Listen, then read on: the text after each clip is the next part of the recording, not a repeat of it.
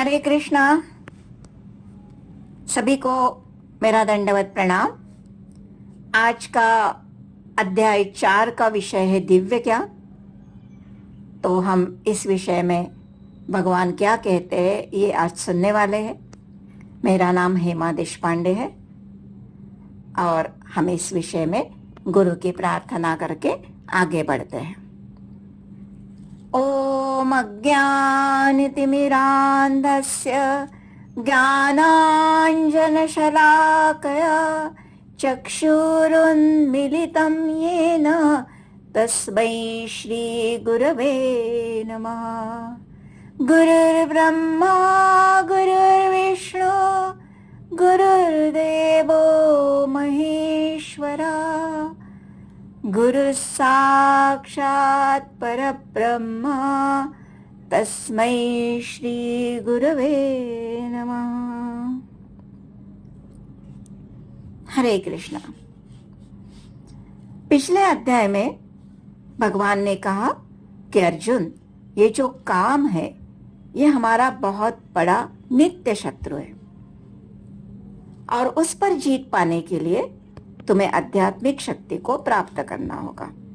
तो ये शक्ति हम कैसे प्राप्त कर पाएंगे? तो ये दिव्य ज्ञान जो है इससे हम ये शक्ति प्राप्त कर सकते हैं। आत्मा की दिव्य शक्ति, ये दिव्य ज्ञान हमें प्रदान करता है। अब पहले हम दिव्य ज्ञान का अर्थ देखते हैं।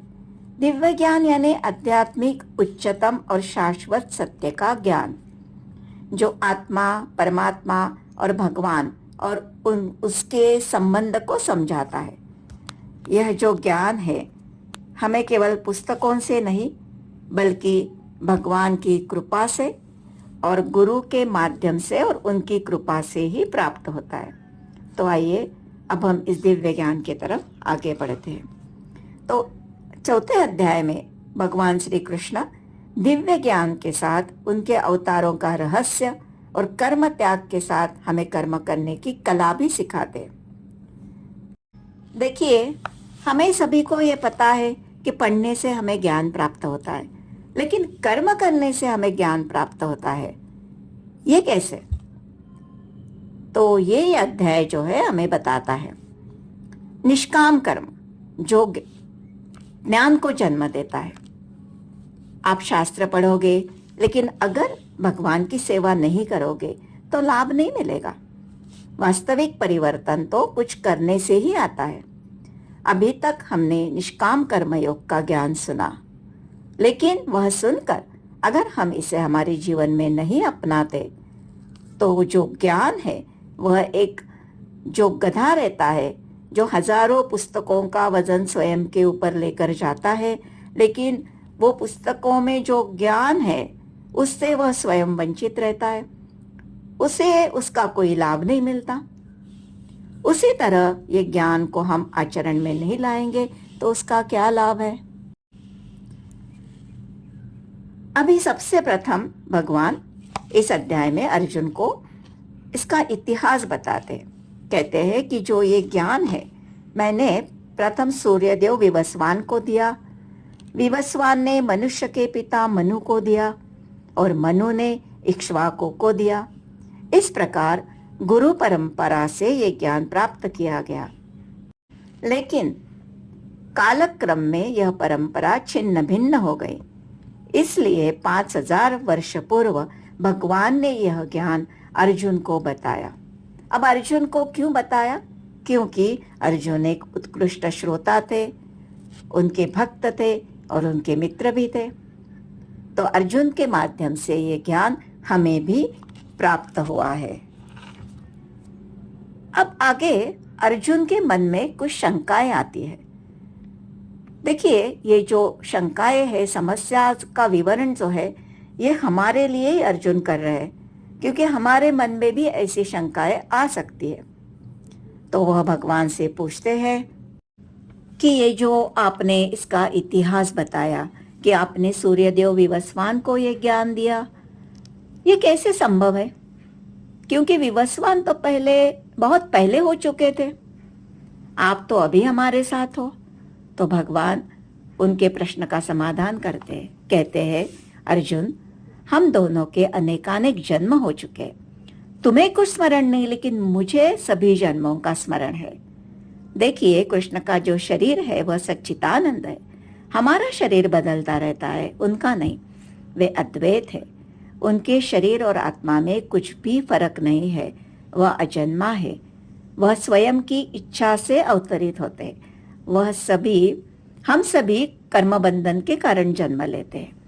भगवान का आना सूर्य के उदित होने के समान है।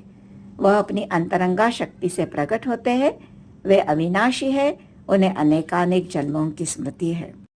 अब भगवान हमें उनके अवतारों के बारे में बताते हैं और स्वयं यह कहते हैं कि जब जब धर्म का पतन होता है और अधर्म की प्रधानता होती है, तब तब मैं अवतार लेता हूँ।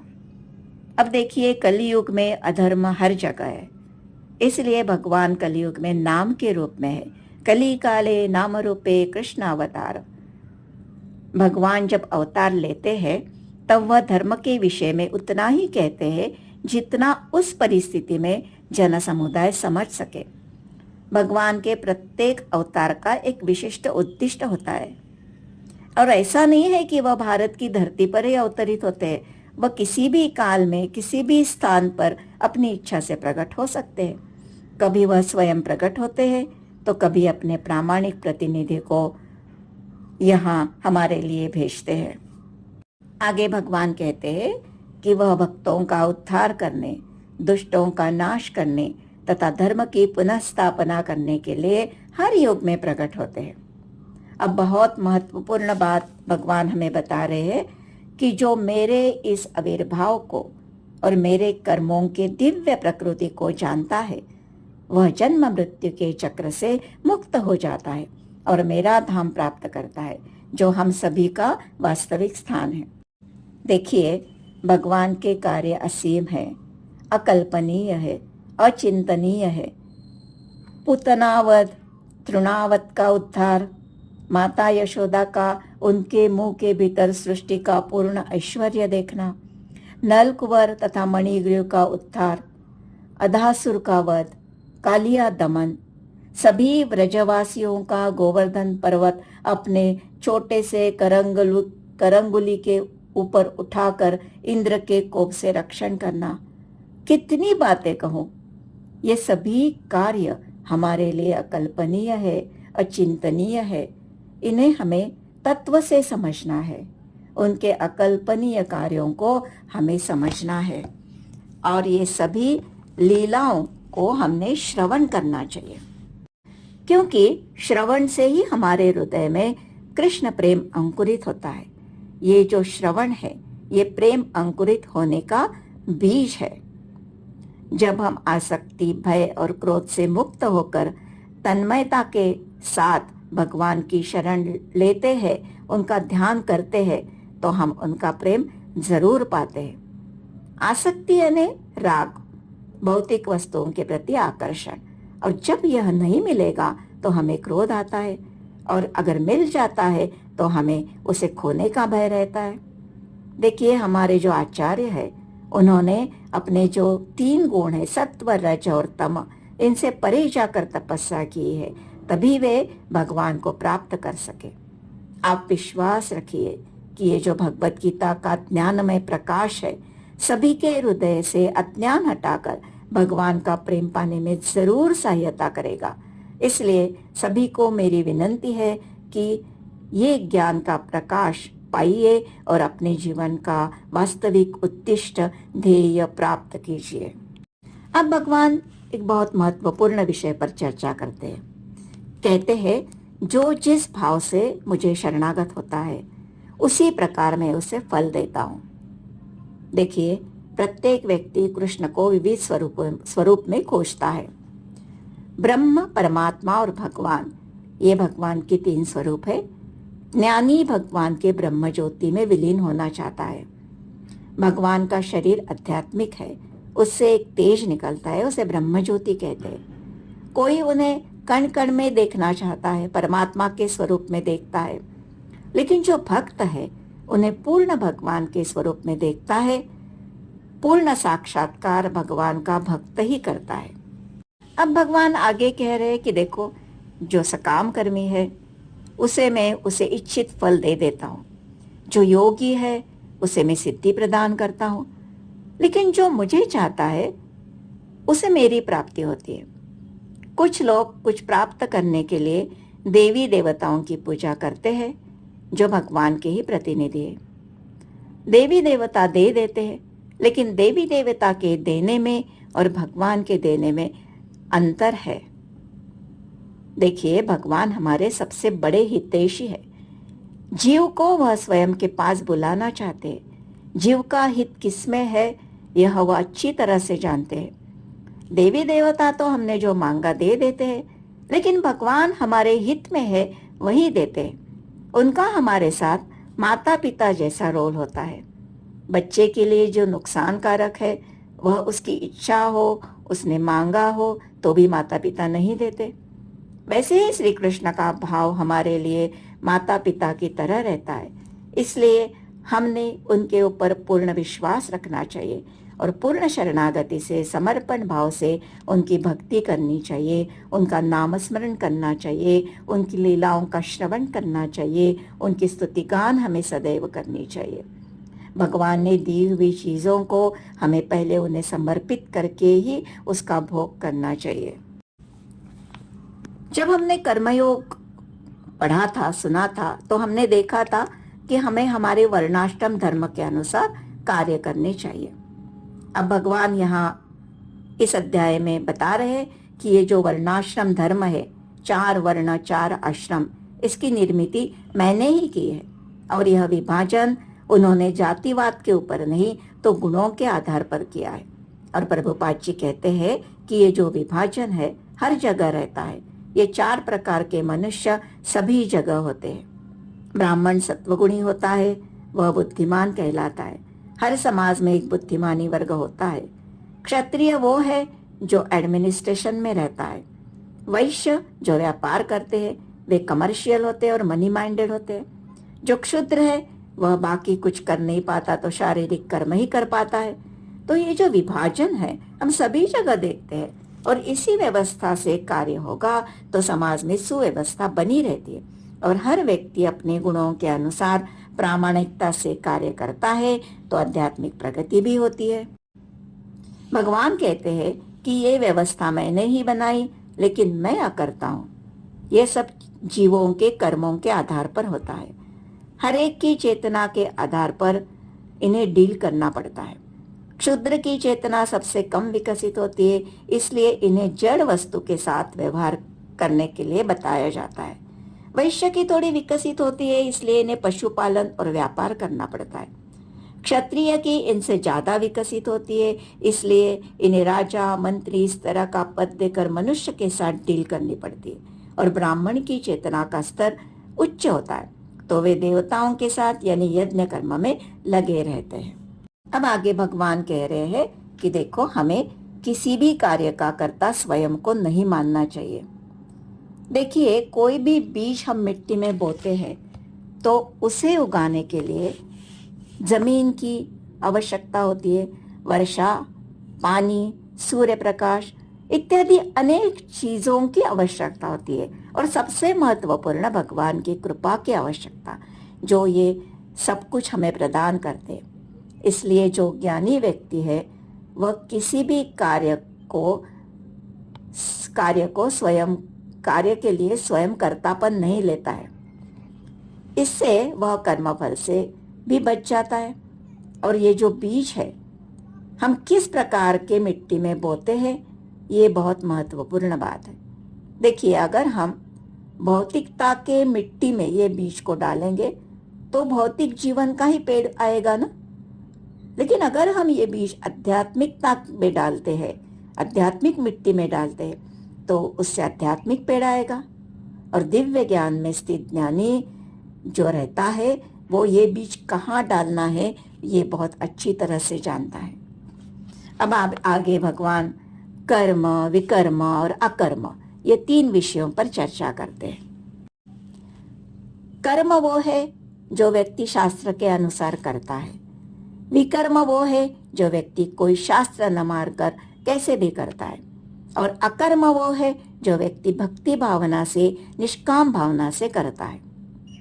बाद में भगवान ने जो अकर्म में कार्य करता है उसके लक्षण बताए हैं। तो भगवान कहते हैं कि देखो, वह इंद्रिय तृप्ति की इच्छा से रहित होता है, वह कर्म फल की आसक्ति का त्याग करता है, वह सदैव संतुष्ट रहता है, उसकी मन और बुद्धि संयमित रहती है, वह स्वामित्व की भावना से रहित रहता है, वह केवल शरीर निर्वाह के लिए कर्म करता है, त्याग की भावना से कर्म यानी यज्ञ ही करता है। यज्ञ का मतलब सिर्फ अग्नि जलाकर उसमें हवन करना नहीं है। यज्ञ का मूल सिद्धांत त्याग है। कोई भी व्यक्ति स्वयं का कर्म कर्तव्य भावना से और फल की अपेक्षा रहित कर रहा है तो वह यज्ञ ही कर रहा है। भगवान आगे कह रहे हैं कि देखो, कोई भी कार्य अगर आध्यात्मिक चेतना से हो रहा है, कोई कर रहा है, तब वह यज्ञ की जो आहुति है, वो आहुति को अर्पण करने वाला, जिस चीज से वह अर्पण कर रहा है, वो माध्यम, अग्नि, सभी आध्यात्मिक हो जाता है। ऐसे कार्य दिव्य होते। देखिए, कोई भी वस्तु का उपयोग हम किस तरह से कर रहे हैं, ये बहुत महत्वपूर्ण बात है। हम चाकू का उदाहरण लेंगे इसके लिए। अगर चोर के हाथ में चाकू है तो चोर वो चाकू से किसी की जान भी ले सकता है, लेकिन अगर हम डॉक्टर के हाथ में वो चाकू देंगे तो वह किसी की जान बचा सकता है। इसलिए ये जो चेतना है, इसका बहुत महत्वपूर्ण रोल इस विषय में रहता है, जो वस्तु को आध्यात्मिक बनाती है। त्याग से कर्म आध्यात्मिक बनता है। आगे भगवान यज्ञ के प्रकार बताते, उसके बारे में हमें बता रहे हैं। तो कुछ लोग जो होते हैं वो देवताओं की पूजा करने के लिए यज्ञ करते हैं, कुछ परब्रह्म या परमेश्वर के निराकार स्वरूप के लिए यज्ञ करते हैं। अब यज्ञों को हम दो श्रेणियों में रख सकते हैं, एक सांसारिक द्रव्यों के लिए यज्ञ और एक दिव्य ज्ञान के लिए यज्ञ। निराकारवादी जो रहते हैं वो ब्रह्म में अपने स्वरूप को स्वाहा कर देते हैं। जो लोग भौतिक लाभ के लिए वैदिक अनुष्ठानों के अनुसार देवताओं की पूजा करते हैं, उन्हें बहिश्वरवादी कहते हैं।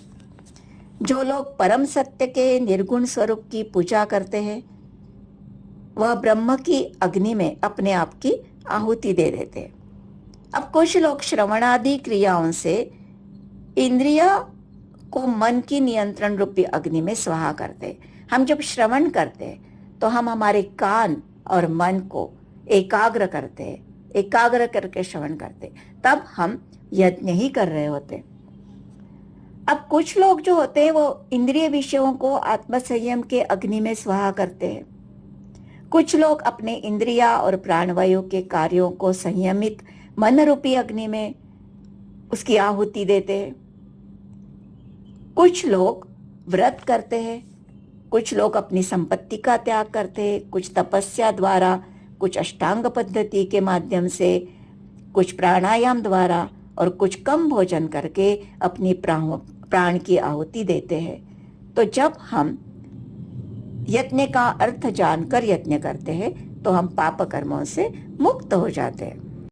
यज्ञ का परिणाम हमारा शुद्धिकरण होकर ये जो हमारे पाप कर्म है उसका नाश होता है। मैं ये कहूंगी, सबसे महत्वपूर्ण यज्ञ भक्ति है जो हमें भगवान से जोड़ती है।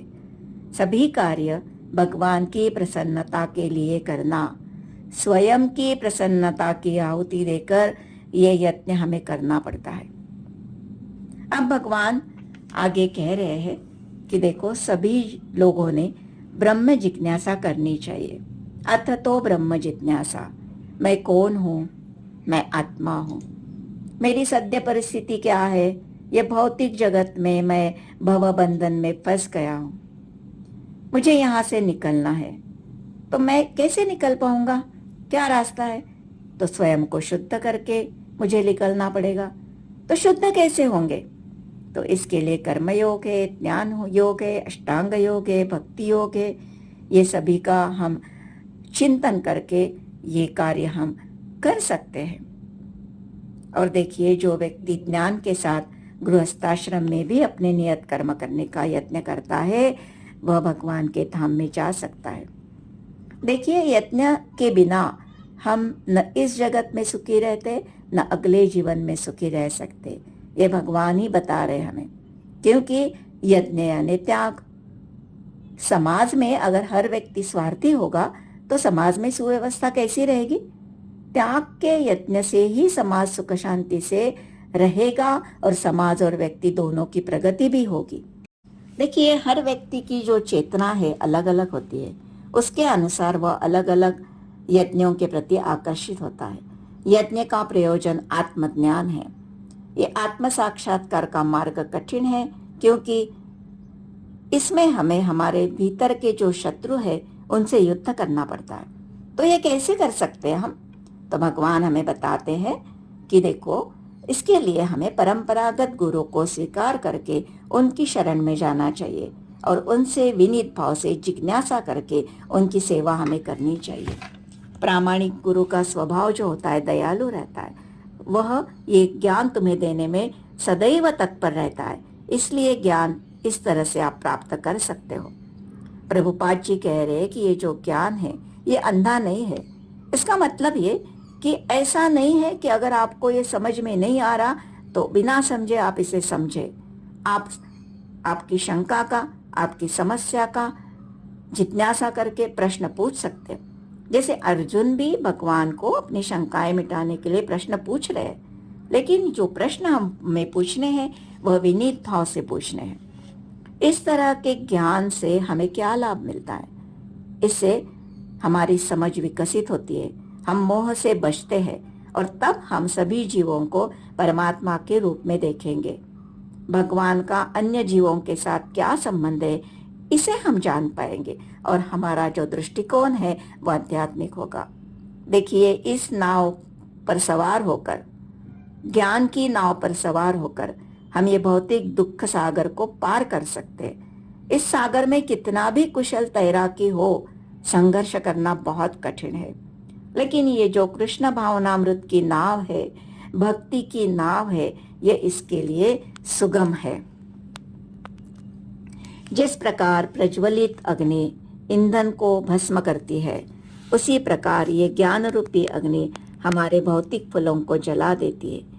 इस जीवन में दिव्य ज्ञान के अतिरिक्त कुछ भी उदात्त तथा शुद्ध नहीं है। जो व्यक्ति समर्पित भाव से अपने इंद्रियों को वश में करता है, वह यह ज्ञान प्राप्त कर सकता है। हमें यह श्रद्धा के साथ करना है। श्रद्धाविहीन व्यक्ति को न इस लोक में न परलोक में सुख प्राप्त होता है। इसलिए ये अर्जुन, अज्ञान के कारण जो संशय है उसे ये ज्ञान रूपी शस्त्र से काट दो और युद्ध करो। देखिए, भगवान ने कितना सुंदर दिव्य ज्ञान हमें इस अध्याय में दिया है। इसके ऊपर हम फिर से एक बार नजर डालते हैं। हर आत्मा शाश्वत है। भगवान को जानकर उनसे शरणागत होना ही मुक्ति का अर्थ है। हमें कर्म से भागना नहीं, लेकिन भगवान को समर्पित करके निष्काम भावना से कर्म करने हैं। ये सच्चा ज्ञान हमें भगवान की ओर लेकर जाएगा। जब ये ज्ञान प्राप्त होगा, हमारा भ्रम नष्ट होगा और हम सभी प्राणियों में एक ही आत्मा देखते हैं। इसलिए हमें ये दिव्य ज्ञान से कर्म करना है, ताकि हम कर्म बंधन से मुक्त होकर हमारा वास्तविक स्थान भगवत धाम का ध्येय प्राप्त कर पाएंगे, भगवान कृष्ण का प्रेम प्राप्त कर पाएंगे। इसी के साथ में ये दिव्य ज्ञान का महान विषय को विराम देती हूँ और आपको ये प्रार्थना करती हूँ, आपको ये रिक्वेस्ट करती हूँ कि आप इस दिशा की ओर चल पड़े। और अगर आपको ये रिकॉर्डिंग अच्छी लगी हो तो आप प्लीज़ इसे लाइक कीजिए, इसे सब्सक्राइब कीजिए और इसे शेयर भी कीजिए, ताकि बहुत सारे लोगों को ये ज्ञान प्राप्त करने का अवसर मिले। इसी के साथ में विराम लेती हूँ। हरे कृष्णा कृष्ण कृष्ण हरे हरे, हरे राम राम राम हरे हरे।